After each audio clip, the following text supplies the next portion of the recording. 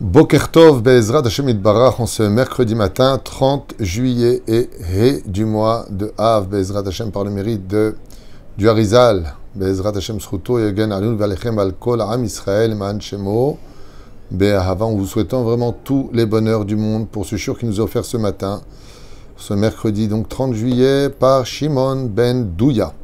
Shiur dédié pour l'élévation de l'âme de sa maman, Ninet Hana Bat Sarah. Roi Hashem tenachena began Eden Elion vechol ashovot imah bichlal arachamim vaselichot vechen yehi ratzon velomar amen.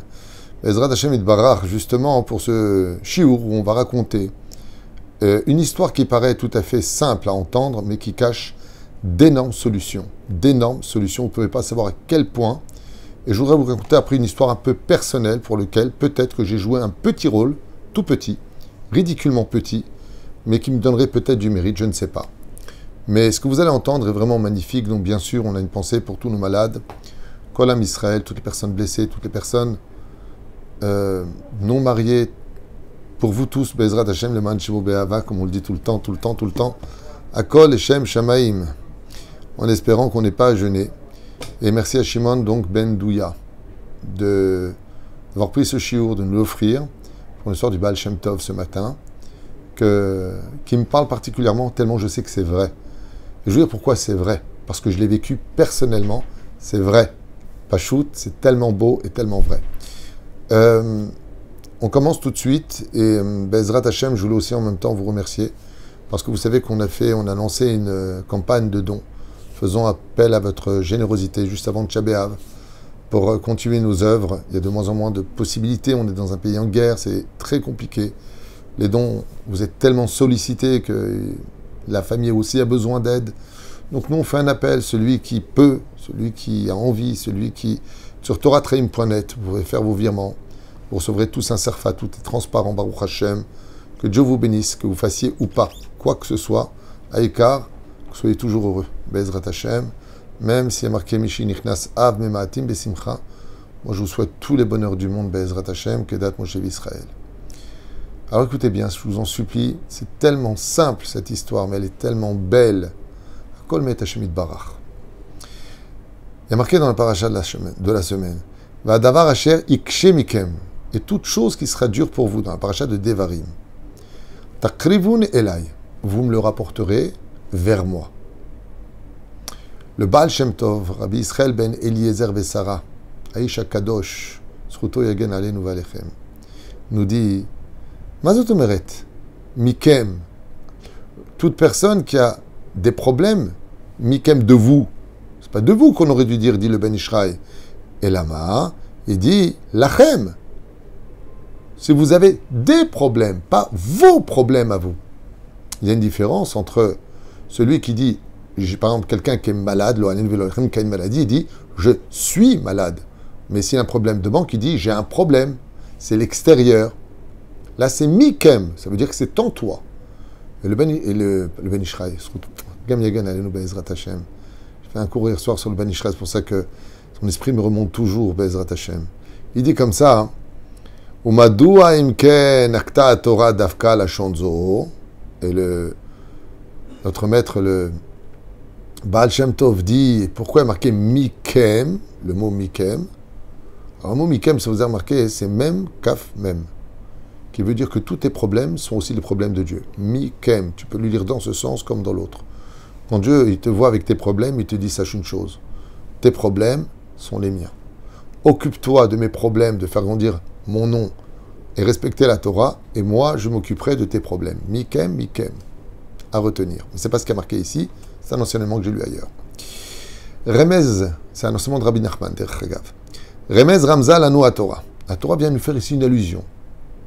Ki lifamim margish adam shelibo na'asa kasha be'atum ba'avodat Hashem.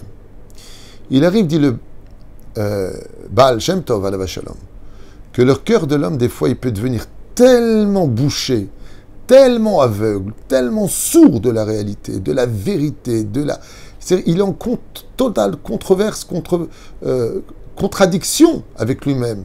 Il sait que c'est interdit de manger, il va manger. Il sait que c'est interdit de voir, mais il va voir. Il sait que c'est interdit de toucher, mais il va toucher. Il sait que c'est interdit de le dire, mais il va le dire. Alors tu es en contradiction. Comme une fois, quelqu'un m'a dit, Rav Titou, je sais que ce que je vais vous dire, c'est du lachon hara. Je lui ai dit, alors arrête de le dire, si tu le sais. Oui, mais j'ai besoin de le dire. Mais t'es fou. Comment tu peux dire, j'ai pas le droit, mais je vais le faire. Le Baal Shem Tov nous dit, ça c'est quand le cœur est bouché. Quand on est, par exemple, le côté émotionnel, ou cœur de pierre, ou cœur blessé, quand on est, on a trop de tension, comme une marmite qui a envie d'exploser, alors il faut libérer. Qu'est-ce qui peut arrêter ça? Comment est-ce qu'une fille qui a fait Bet Yaakov, Bet Rivka, comment une fille qui a fait une école religieuse comme Otsara Torah, elle peut fréquenter ensuite un non-juif? Comment? C'est pas que le non-juif n'est pas bien ou bien, c'est pas lui qu'on juge, on n'est pas là pour juger les gens. Mais notre religion, notre Torah, qu'est-ce que tu as appris? Quand ta morale t'a dit des choses, quand ton Rav t'a enseigné la Torah, t'étais où? De là, le Baal Shem Tov nous dit l'enseignement n'est pas suffisant. Eh non. Tu peux savoir des vérités, écouter des vérités, aller des cours de Torah, tu sors dehors, tu t'assimiles. Tu sors dehors, tu ne manges pas cachère. Tu sors dehors, tu fréquentes une non-juif ou un non-juif. Tu sors dehors, tu fais n'importe quoi. Mais pourquoi? Comment c'est possible? Normalement, le calcul est simple. T'as écouté? T'as compris? T'as entendu? Bah alors tu ne fautes plus. Réponse? Pas du tout. Alors qu'est-ce qui peut empêcher ça? Là intervient le Baal Shem Tov et il nous dit, quand le cœur est atoum, c'est-à-dire je parle avec la personne, je ne comprends pas. Là on m'a parlé récemment d'une jeune femme qui était extrêmement pieuse, au point que même quand elle allait dormir, elle portait les collants. Un peu comme Kim Rit, qui n'a jamais vu un cheveu dehors, à la maison. Ouais, tout jeté. Plus rien. Plus rien. Comment c'est possible? Qu'est-ce qui s'est passé dans ta vie? Alors, attention, il y a aussi des chocs émotionnels. Peut-être qu'il y a une blessure, elle a vu des choses qui l'ont dégoûté. Anilo Idea, ça, on ne rentre pas là-dedans. Je parle de quelqu'un qui descend de ce niveau-là. Le Baal Shem Tov, il dit, ça c'est quand le cœur n'est pas assez nettoyé. Si tu ne dis pas du moussard tous les jours, tu ne renouvelles pas ta émouna chaque matin, tu n'as pas le sourire sur les lèvres, tu es sujet à tomber à tous les pas de la vie. Une moindre mauvaise nouvelle, un truc de trop, tout peut te faire tomber, fais attention. Une mauvaise fréquentation. Tout ce que tu as créé, boum, tombe, macara. Mais quand les racines sont bonnes, tu reviens. Tout le monde le sait. Et là, nous dit, Ba'avodat Hashem elachen amra Torah. Le Baal Shem Tov, il dit, c'est pour ça que la Torah nous dit, Va davar asher yekshem mikem, de vous. Il parle du cœur, de l'intérieur de l'homme. Mikem, de l'intérieur de vous. Pas un problème extérieur. Alors il te dit quoi? Mikem, ta krivou elai. Vous le rapprochez de nous, de moi. Qui c'est moi? Le pshat, c'est Dieu. Le Baal Shem Tov, il dit, c'est le représentant de Dieu. Ou maïa troufa. Alors, ça intéresse tellement de monde. C'est vrai. Si ma fille, elle s'est assimilée maintenant, elle a épousé un homme des autres nations, ou mon fils, il met plus de tefilin, il met plus rien. Où est-ce que je l'emmène? J'ai beau lui dire. Il me dit, oh maman, ça va, tu me saoules. Mais je suis tellement malheureuse. T'as un enfant qui a quitté le chemin de la Torah. Comment tu fais pour le ramener? Comment tu fais pour le ramener? Alors écoutez bien. Takrivu elai, takrivun elai. Approchez-le de moi. Et qu'est-ce que tu vas lui dire? Tu vas le convaincre? Titkarev la tzadik chez Bador. Emmène-le chez le tzadik Ador. Emmène-le chez un grand tzadik, un vrai tzadik. Une fois, on a amené un juif qui refusait de mettre les téphilines. Pour lui, c'est des bêtises. Pour lui, c'est une invention de l'homme. Pour lui, ça ne sert à rien de mettre des boîtes. Pour lui, si on croit en Dieu, il est dans notre cœur et pas besoin d'accrocher ces boîtes sur la tête. Tous les rabbins, toutes les personnes, la famille, n'ont pas réussi à lui mettre les téphilines. Un jour, il y a un copain qui lui dit, tu veux qu'on fasse une très grosse affaire? L'argent, ça lui parlait. Il lui a dit, mais pour ça, j'ai une condition. Si tu veux rentrer associé, on va chez le Rabbi Lubavitch. Il dit, pourquoi faire? C'est qui? C'est le grand rabbin, t'as pas entendu parler à l'époque? Il dit non. Il lui dit, c'est quoi le truc? Il lui dit, ma condition, c'est qu'on aille prendre une bracha chez le Rabbi Lubavitch. Et après, on va signer le contrat et l'avocat, il lui a dit oui. Ok, bah viens, on va voir ton Rav. Ils arrivent chez le Rabbi. Et au lieu de lui parler de la réussite qu'ils aimeraient avoir comme bénédiction sur leur nouvelle entreprise, il lui dit, je vous ai amené un juif que personne n'a réussi à convaincre de mettre les téphilines. Et là, le Rabbi lui dit, approchez-vous. L'homme le regarde comme ça et lui dit, qu'est-ce que vous voulez que votre Rav? tu vas mettre tes téphilines. Il lui dit non. Et là, le rabbi, il se retourne, il lui donne le doigt un court instant, en lui tenant la main. Il revient vers lui, il lui dit, et moi je te dis que tu vas mettre les téphilines. Et l'homme se met à pleurer, il lui embrasse la main et lui dit, je mettrai les téphilines tous les jours, ne vous inquiétez pas. Waouh, Makara. On a posé la question au rabbi plus tard, on lui a dit, comment se fait-il que la première fois il a dit non, et que la deuxième fois il a dit oui? Il a dit, celui qui a de la hirat shamaïm, il peut casser toutes les clipotes, toutes les écorces qui sont sur le cœur. Lui, sa clipa était tellement grande que ma hirat shamaïm n'était pas suffisante. Alors je me suis retourné pour me remplir encore plus de hirat shamaïm. Et quand il a vu mon visage lui dire, il faut que tu mettes les tefilines, j'ai brisé sa porte blindée qui était sur son cœur. Et là, j'ai retrouvé son âme de juif qui m'a dit, bien sûr, je vais mettre les tefilines. Regardez ce que dit. Pourquoi je vous dis que ça me parle, cette histoire? Parce que moi, j'ai jamais fait tchouva et pourtant, bon, on allait à Belleville, au Samba de Valvaville, on est au Keteb. Mais bon, ça m'a jamais... J'ai vu des rabbinim passer, ça m'a... Mais le jour où j'ai vu le visage de Rabbi Moshe Ederi, cette lumière, cette aura, et qui me parlait de Torah, je savais une chose. C'est que ce qu'il disait, c'était la vérité, et ça me rentrait dans le cœur. Il perçait ma clipa, mon assimilation, jusqu'à ce que j'ai fait tchouva. On m'a amené une femme. On m'a demandé, de recevoir un Shabbat une femme, avec sa fille. Parce que, malheureusement, sa fille s'était totalement assimilée. Au point d'être sur les réseaux sociaux, avec l'intention même de changer de religion. Et donc, on m'a montré les vidéos qu'elle faisait sur les réseaux sociaux, vénérant d'autres dieux et ainsi de suite, d'autres religions. Elle est venue à mon cours, à Ashdod, et elle est venue à la maison. Alors je ne dis pas que c'est mon mérite, moi je ne suis pas un tzaddik, je ne suis pas en train de dire elle a vu mon visage, elle a changé, non. La seule personne qui voit mon visage et qui est heureux, c'est ma mère et ma femme, qu'on soit clair. Mais je sais que j'ai beaucoup parlé à son cœur, j'ai beaucoup parlé dans le chiour pour elle. On me dit qu'aujourd'hui elle a fait salir en Eretz Israël, Chazra B'Tchouva. Chazra B'Tchouva. Alors moi je suis un tout petit rabbin, je ne suis pas en train de dire que moi je suis à l'image des autres, je vois mon visage change. Non, elle va ce que moi déjà je fasse Teshuvah, qu'on se comprenne bien.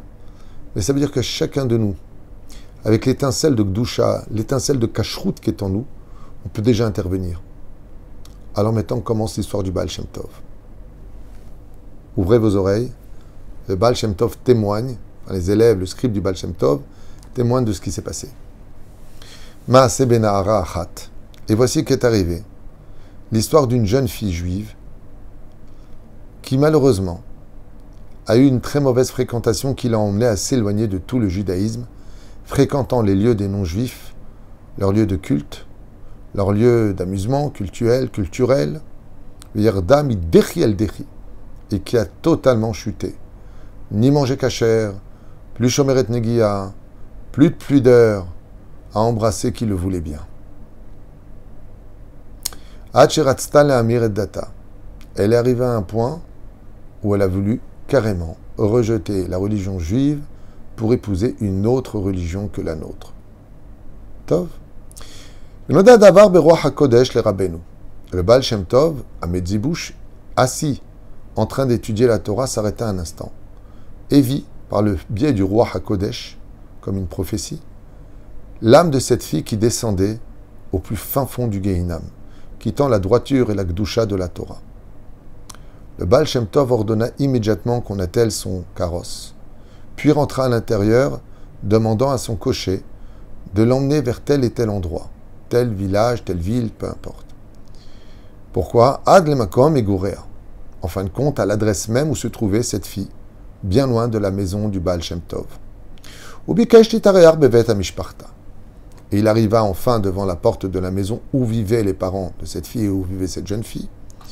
Et le Baal Shem Tov tapa à la porte, se présentant. Tout le monde connaissait le Baal Shem Tov. C'est comme si tu as le Rav Ovadia Yosef t'ouvre la porte devant toi. C'est comme si tu allé à Hanouka, le Rav Tzrak Yosef. Le Rav Shlomo Amar, il vient taper à ta porte. Qui ne serait pas étonné? En voyant le Baal Shem Tov, il fut tout de suite accueilli, les bras ouverts, restauré, honoré, respecté. Son visage respirait la Gdusha d'Eretz Israël. Ses yeux exprimaient l'étude de la Torah et l'amour du prochain, comme la Chassidoute le demande. Donc ils l'ont reçu, ils l'ont fait rentrer, alors qu'ils ne l'attendaient pas. Alors ils lui ont demandé quel mérite ils avaient qu'il soit venu chez eux, qu'est-ce qu'ils pouvaient faire pour lui, qu'est-ce qu'il est venu chercher. Makara, tu viens pas chez des gens comme ça, ordinaires comme nous. Il leur a dit, non, j'ai simplement besoin d'être assis ici, encore quelques heures. Et voilà que les quelques heures passées, est rentrée enfin vers le soir, cette jeune fille juive, avec le culot dans le regard, hautaine, n'ayant peur ni des hommes, ni du respect des parents, et encore moins de Dieu. Mais quand elle a vu le visage du Baal Shem Tov, tout de suite, quelque chose s'est figé en elle. Elle a retrouvé la honte et elle a retrouvé la raison du judaïsme. Et elle a eu honte au point de se couvrir les yeux en face du tzaddik. Elle ne put observer plus longtemps. Et au bout d'un moment, le Baal Shem Tov lui a dit, ma fille, viens t'asseoir près de moi et retire tes mains de tes yeux. Et elle a regardé le visage du Baal Shem Tov empreint d'une telle shrina, une telle kidusha. El mekomo vel hiro. Et le Baal Shem Tov lui a dit, en restant ici, tu finiras par perdre ton monde futur. Viens avec moi dans la ville de Medzibush, vis dans ma vie, et chaque fois que tu verras que le Yetzer Hara l'emporte sur toi, viens juste me voir. Almena shetitrachek me'otam goïm, car même si toi maintenant tu demandes à faire tes chouvas, tes fréquentations viendront taper à la porte de ton cœur pour réinstaurer ces volets qui t'empêcheront de voir le soleil de la Torah. Otam derech hayashar. Tzadik iskim lekach. ששב אל עירו לקח אותה עמו וחיתן אותם עם יהודי כשר וירשה למים בתכלית. Et le Baal Shem Tov prit cette fille avec lui, comme si c'était sa propre fille, puis, comme donc Adèle qui était sa fille, puis lui réenseigna les valeurs de la Teshuvah, puis lui présenta un tzaddik, un homme kasher, aussi beau qu'elle, puis le Baal Shem Tov les maria pour qu'elle devienne une vraie Bat Israël, car tout celui qui rentre sous la choupa, on lui pardonne tout son passé. Après que le Baal Shem Tov ait prié et jeûné pour toutes les fautes qu'elle avait faites, I chazra bitshuva shlema. Et voilà qu'au temps de sa vieillesse, on posait la question à cette femme, qu'est-ce qui t'a fait faire tes chouvas? Et elle a répondu elle-même, quand on voit le visage d'un tzaddik, c'est le plus grand marteau-piqueur qui peut briser la clipa, même de ceux qui savent la vérité et qui préfèrent l'ignorer pour se donner bonne conscience de continuer dans leur médiocrité. Elle-même témoigne que rien que le visage d'un tzaddik peut changer le cours de toutes les teshuvot. Aujourd'hui, grâce à Dieu, combien de gens me disent, en voyant le visage du Yanouka, en voyant le visage du Rav Shlomo Amar, j'ai toujours beaucoup d'amour pour ce Rav. Le Rav Yitzhak Yosef, Shibadel Chaim Arukim, le Rav David Yosef, tous ces tzaddikim, le Rav Pinto, le Rav Abu Hatzera, toutes ces belles familles, que Dieu les bénisse, qu'on soit tous unis autour de cette Torah et de cet amour, grâce à la Gdusha qui nous accompagne. Moi, Léva, que je sois kasher, par des tzadikim, des vrais, Baruch Hashem, que tout le monde soit tzadik, ou avim echad et hasheni beha'ava ve'arva shalom ve'reut. Mais vous avez entendu ce qu'enseigne le Baal Shem Tov, pas d'habitude, tout, moi j'ai rien à vous apprendre. Le Baal Shem Tov vient nous apprendre que si il y a quelqu'un qui a assimilé ou quoi, emmène-le chez le tzadik ador. Mais faites attention, des vrais tzadikim. Il y a beaucoup de gens qui sont passés pour des grands. Aval tzarich livdok mihu. Je vous ai donné des noms, eux c'est des vrais tzadikim. Il y en a beaucoup d'autres. Il y a 36 tzadikim dévoilés, 36 tzadikim cachés. À vous de les trouver pour le meilleur de votre vue et de casser la clipa qui est en nous. Vous savez qu'une des choses qui rapportera le plus vite la Géoula, c'est quand on arrêtera de croire qu'on est plus intelligent que les Gdol Israël. Quand un Gdol Israël y parle, tire les kabel. Vous savez pourquoi? Parce que même si à vos yeux, il s'est trompé, si je l'écoutais par le biais de Emunat Rachamim, la foi que j'ai en mes rabbanim, sur lequel j'ai reposé tout mon judaïsme, la Torah orale, c'est les rabbanim. Même si ça vient de Dieu, bien sûr. Ce mérite-là, même par exemple, un tzaddik va me donner un conseil qui n'était pas bon. Mais moi, il a dit le tzaddik, je fais. Par ce mérite-là, même si le conseil était mauvais, Dieu donnerait de la réussite. Ça s'appelle le salaire de Emunat Rachamim. Donc si vous avez des problèmes d'assimilation, mon fils est devenu ceci, ma fille s'est humiliée, emmenez-la tout simplement voir juste le visage d'un tzaddik qui lui parle. La gdusha du tzaddik, ses yeux dans la Torah, sa bouche qui parle de Torah, son nez qui ne respire pas les odeurs des autres femmes. Un tzaddik amitié, rien que son visage, il dit le Baal Shem Tov. il peut casser toutes les clipotes en un instant chez une personne qui n'aurait jamais pensé un jour refaire Teshuvah.